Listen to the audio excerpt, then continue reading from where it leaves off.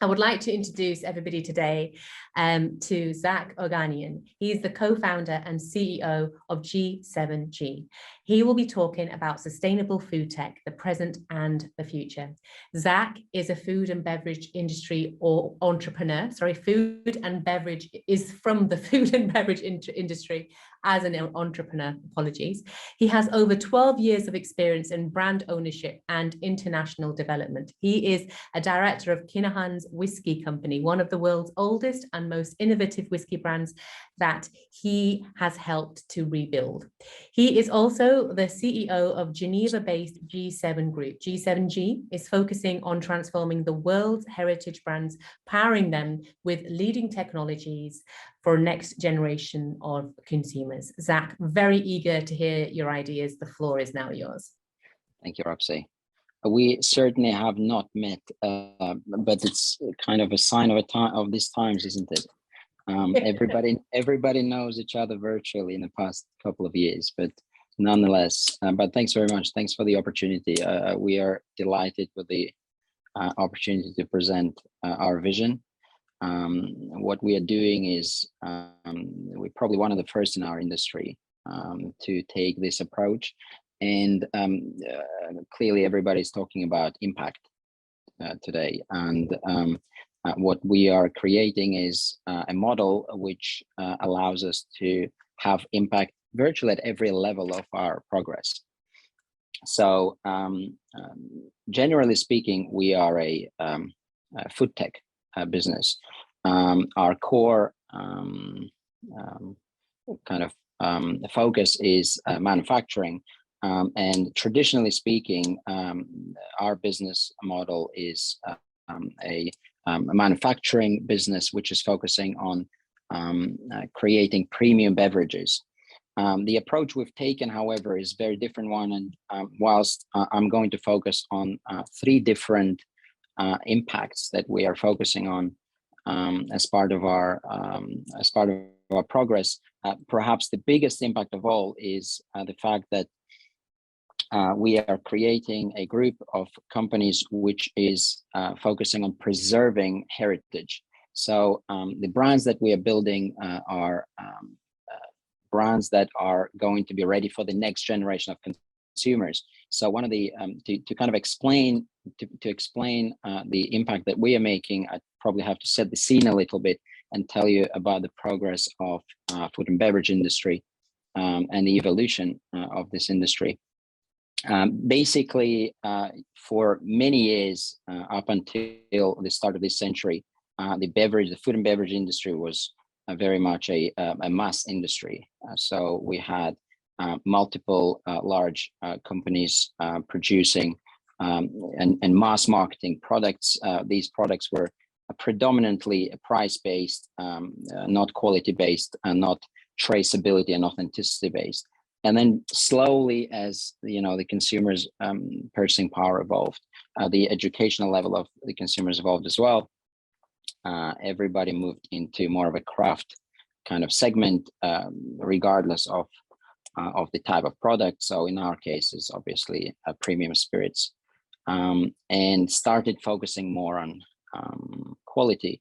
And then slowly, the quality evolved into originally luxury, but then really what it ended up being is kind of lifestyle products. So people started to consume products for their lifestyle value, for their cultural value. And this is kind of still one of the biggest segments of consumers today, is people that are consuming products not specifically for their quality, but more for a lifestyle value. And then what we're seeing is happening is the next generation of consumers are going to be moving towards kind of digital field, and they're going to start consuming products for their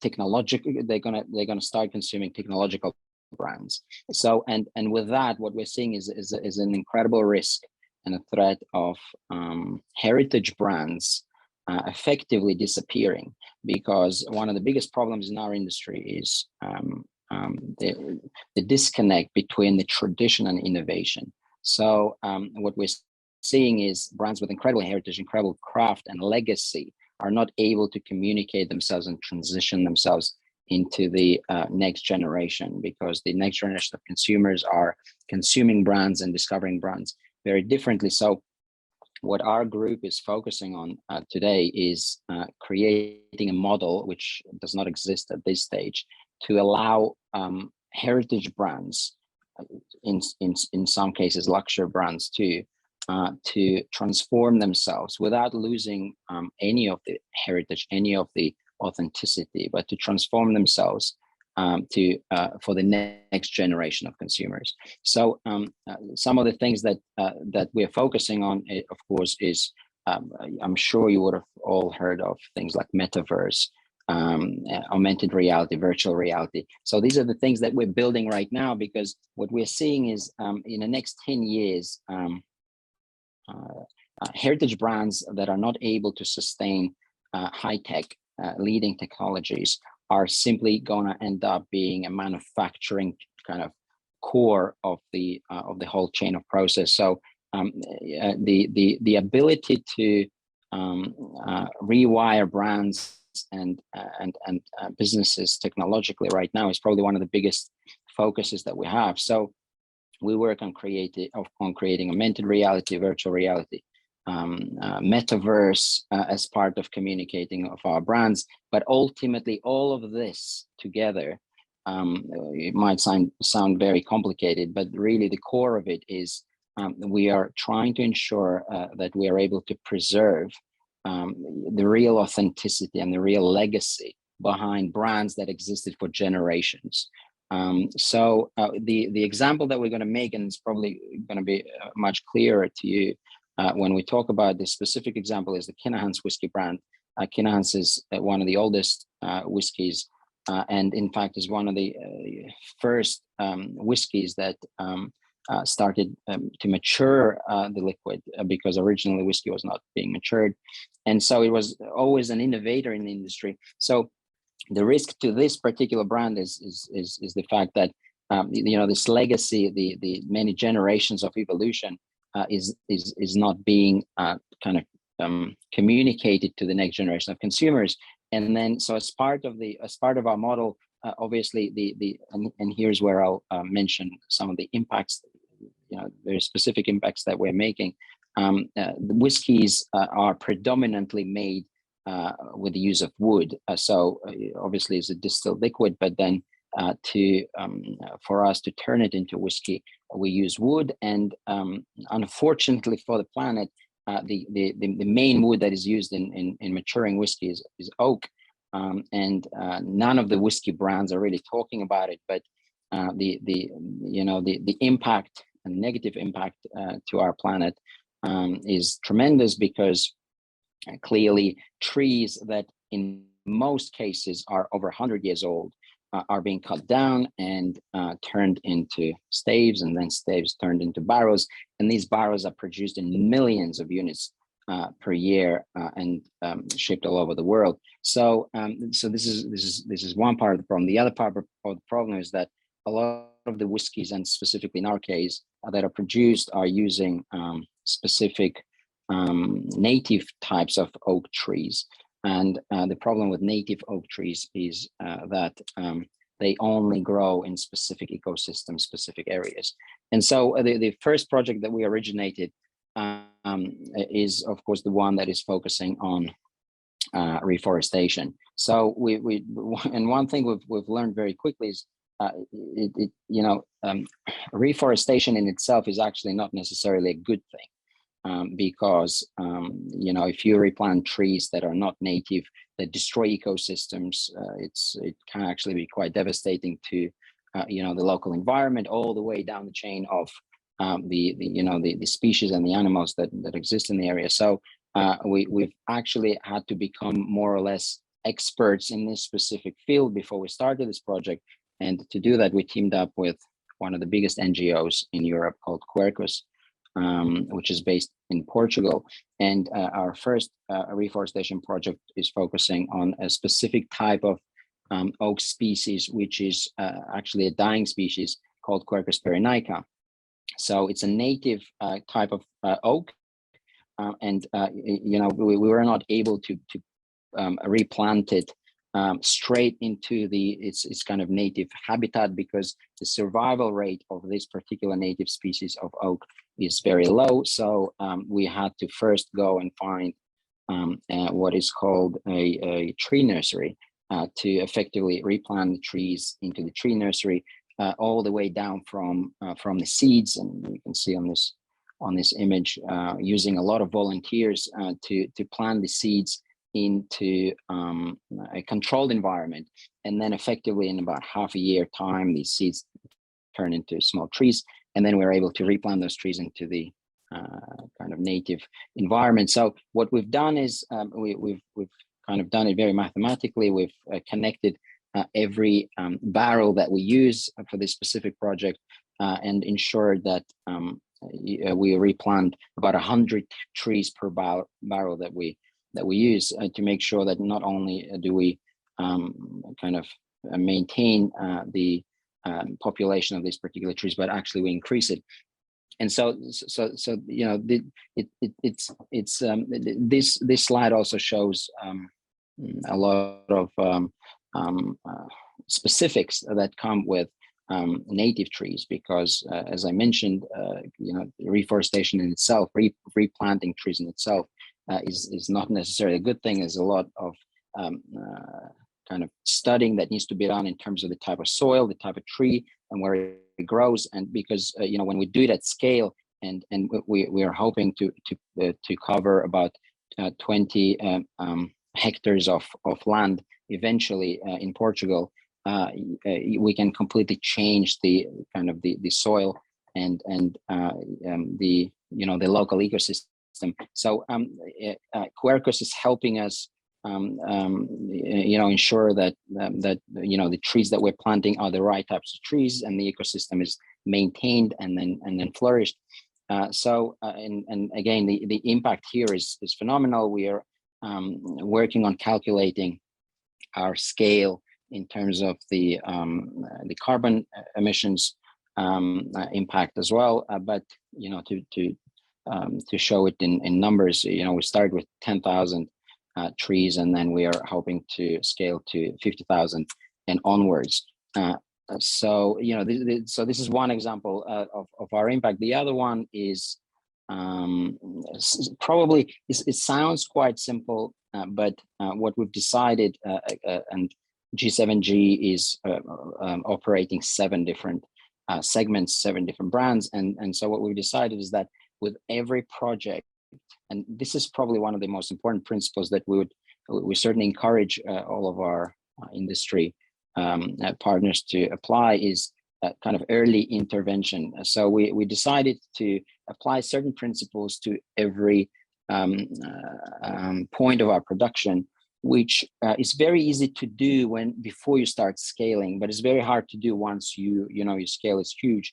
So we've introduced a number of different principles in terms of raw material sourcing, manufacturing process, as well as social sustainability, which allow us to ensure that that our impact and both environmental and social is kind of strongly positive. And so what we've done is we've introduced simple principles in terms of the way we source materials, and we've created a scale of targets that we allow an independent auditing company to look at every year to make sure that we have an independent verification. And so we created a model whereby ultimately we're getting to the point where we only source our materials from businesses that are equally as environmentally friendly as we are. And obviously, we can't change it overnight. And so every year, effectively, we either verify our partners, and if they don't match a certain level of verification, we simply switch to a different partner. And so every year we're changing 3 to 4 different suppliers based on that principle. And then, of course, in terms of our manufacturing process, we're also working on a lot of technologies to help us ensure that we are going to get to the point when we're at a kind of a zero negative impact. And so one of the projects that we are reviewing right now is a new type of distillery, which will allow us to produce liquid, produce alcohol, produce spirit in a way that has a net zero impact to the environment. It's quite a complicated project. There's only a couple of these types of manufacturing facilities around the world. And so given that our focus is on the next generation of consumers, this is kind of one of the steps that we want to take. And so the third, which is probably one of the most peculiar subjects, but the third example that we want to share with you, the third, but is only one of many things that we do. But given that metaverse is quite a buzz right now, we thought it'd be appropriate to also share with you what we are doing in that direction. So using Kinahan's brand as an example, with G7G has created the whiskies industry's first metaverse, which was launched recently. And one of the focuses of the metaverse is to introduce virtual human ambassadors. So for those that might not know, in the brands industry, one of the biggest vehicles to brand building is brand ambassadors. So effectively, the way it works is we have brand ambassadors that are located in different parts of the world, introducing and representing Asia, Americas, Europe, and then obviously for them to be able to have an influence on the brand building, they have to travel, and with travel, of course, comes a tremendous amount of consumption, a tremendous amount of waste, a tremendous amount of carbon emissions.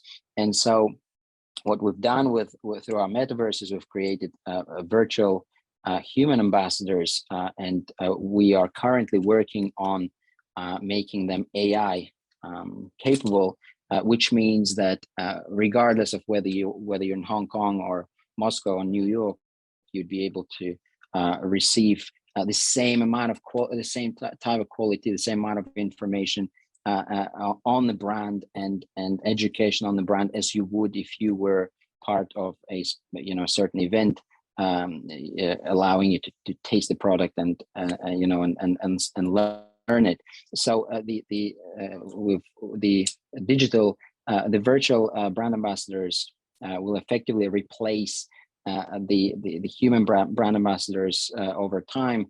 And we've been working recently on calculating the incredible impact that it's going to make on the positive impact on the planet in terms of the CO2 emissions, in terms of waste, water, food, and waste, all sorts of other waste. It does sound a little bit, it might sound a little bit futuristic, but the reality is that this kind of future is right around the corner. I think is a lot of the brands are underestimating it.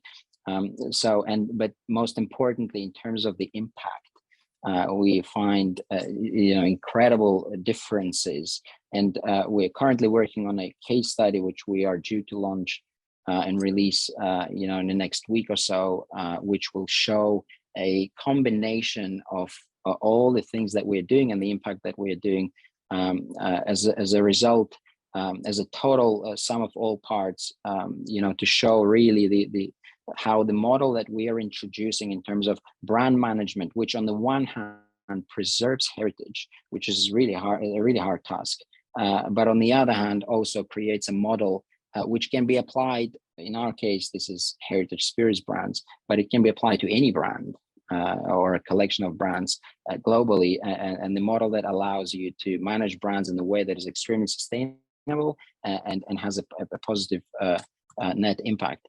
This is what we're focusing on. This is our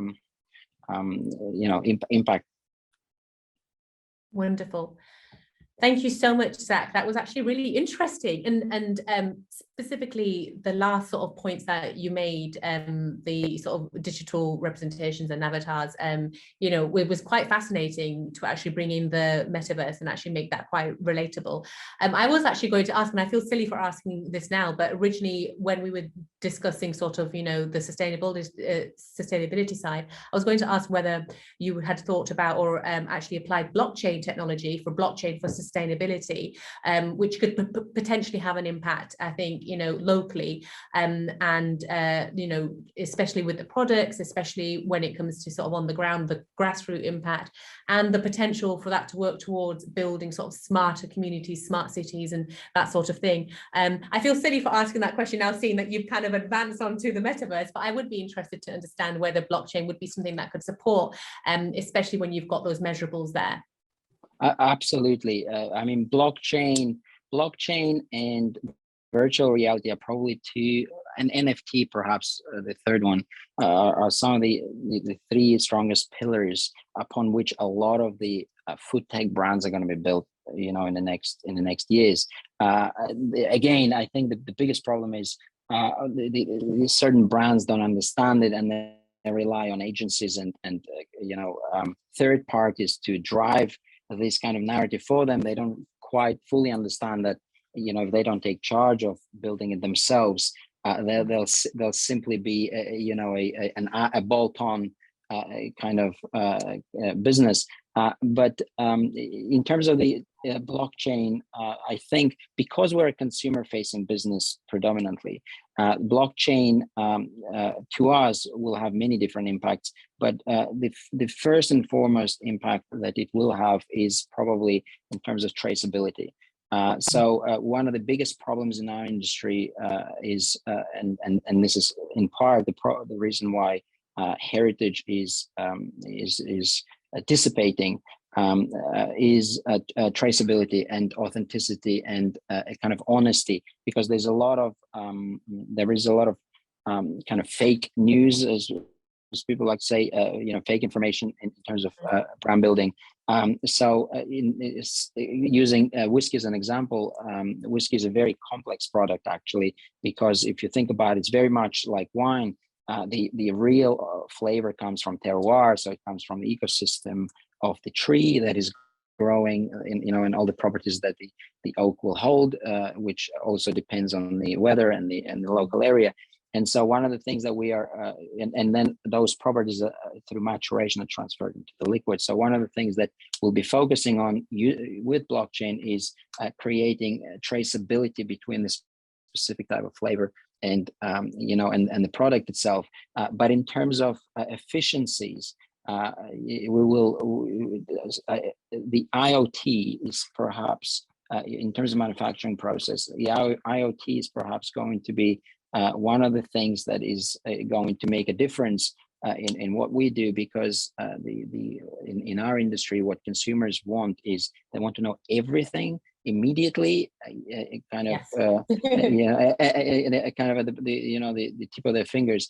And so to be able to create that kind of authenticity and transparency of information, blockchain is second to none. So in our industry, the first, and there's one of many, but the first problem that blockchain is going to solve is exactly that. So this is how we want to use it first. But then again, NFTs, digital products, because we didn't go into that direction because it's a whole separate world.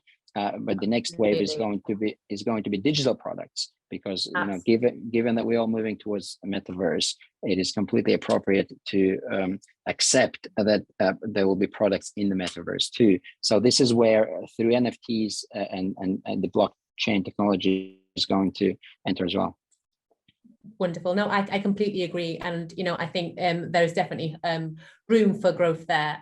Definitely. I think when it comes to blockchain, it's so unfamiliar to so many people to introduce, but there is such potential for that, for the purpose of sustainability. And as you were saying, traceability, because there are so many questions and doubts that people have about, is that actually true? Is that charity actually spending my money there? And is that actually sustainable? Is that just a branding that they've done? Is that something, but when the fair trade boom that we had, which was phenomenal, but was massively criticized, unfortunately, as being just basically a brand opportunity that companies, an opportunity that brands would take an advantage of to better sell and to better market. It's actually what you say. It's a very sad fact, and this is quite serious actually. And I think that this is yet a problem to be solved. But the reality, and because we're in consumer-facing business, which is it's a hard one because there's always so many consumers, so many tastes, so many demands. But as a whole, you can see an incredible picture, and statistically speaking, you can see what they want, what they don't, and when the direction the world is moving towards.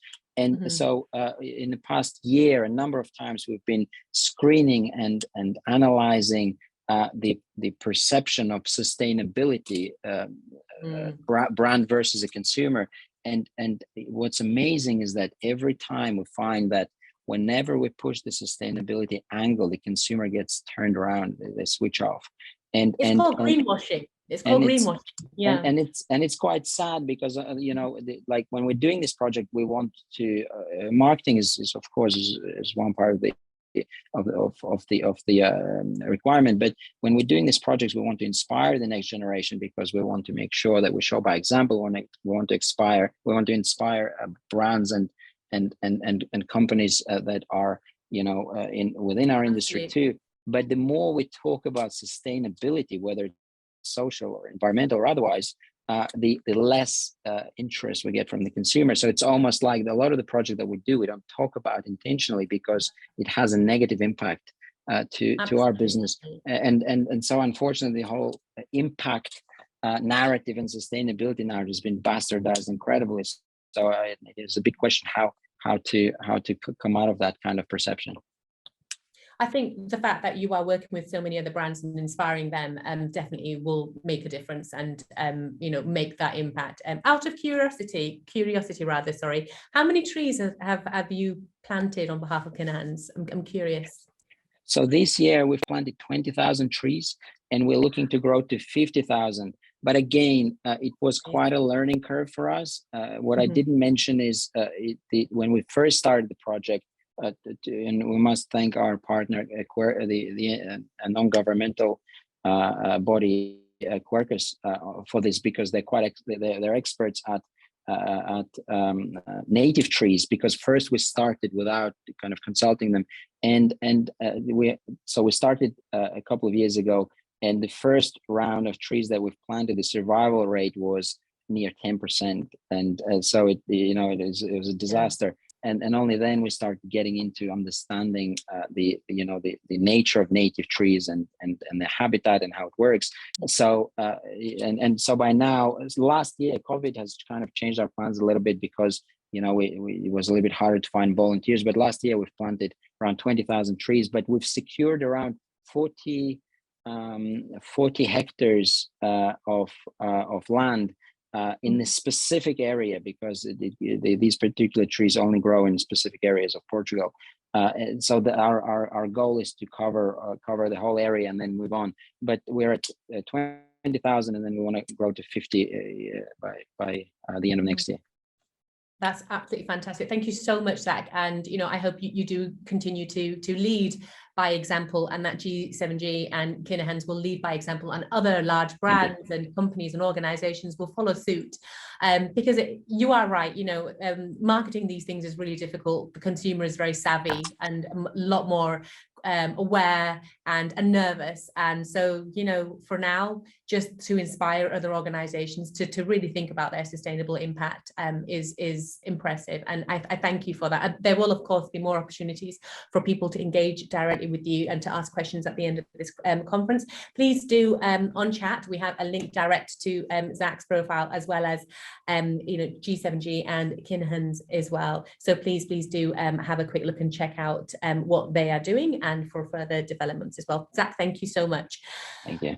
Thank you. Lovely. Okay, so let's move on. And I for one am finding all of this really interesting and fascinating. I'm not sure how our audience is reacting to this, but please do comment. And I can see some fantastic engagement so far. And I really appreciate Michael, as an example, clarifying some of the comments and the topics. And I can appreciate that sometimes we might be referencing things that will, go over heads as it would do with me on many occasions. So thank you, Michael, for clarifying and for explaining, things such as IoT, Internet of Things, and NFTs as well. And by all means, I welcome as many of our audience members to engage and to comment, and to put forward your own case studies and what you've heard about as well.